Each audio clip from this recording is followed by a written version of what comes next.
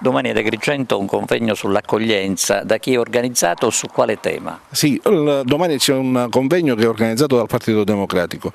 È un tema che è di grande rilevanza perché tratta della sicurezza e dell'accoglienza quale politica per una convivenza più umana. Abbiamo voluto dare un segnale in un momento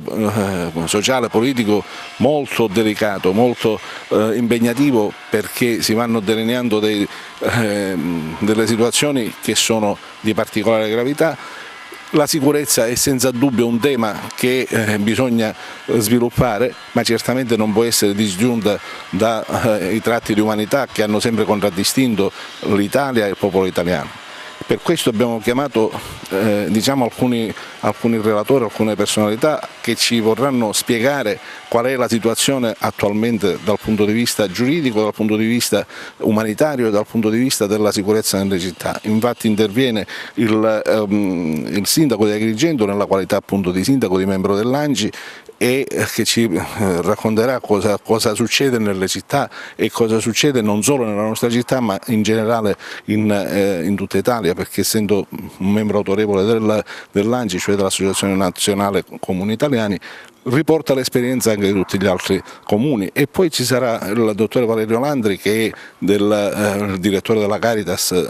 di Agrigento proprio, che potrà portare una testimonianza concreta sulla situazione reale della situazione relativa all'accoglienza. Poi ci sarà un avvocato, l'avvocato Roberto Maiorini, che fa parte di un'associazione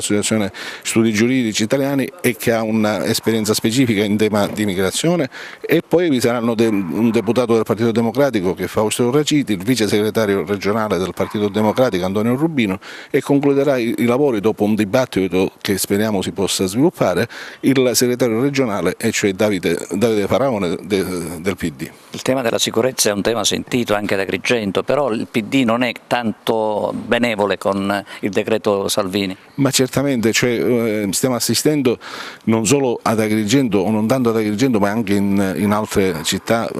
a degli episodi che ci lasciano molto perplessi e molto dubbiosi su quale sia questa reale sicurezza. In effetti sembra che quella che viene contrabbandata come sicurezza in effetti sia una reale insicurezza, cioè il mettere così in libera uscita tutta una serie di persone che hanno goduto di diritti umani, di permesso di soggiorno per motivi umanitari, e adesso si ritrovano di punta in bianco nel territorio senza avere dei punti d'appoggio, senza avere delle garanzie eccetera. Ho l'impressione che non sia proprio una sicurezza, senza contare poi gli episodi della Sea-Watch, della nave 18 eccetera, dove sembra proprio che l'umanità sia scomparsa dal nostro orizzonte, e non credo che sia una bella cosa.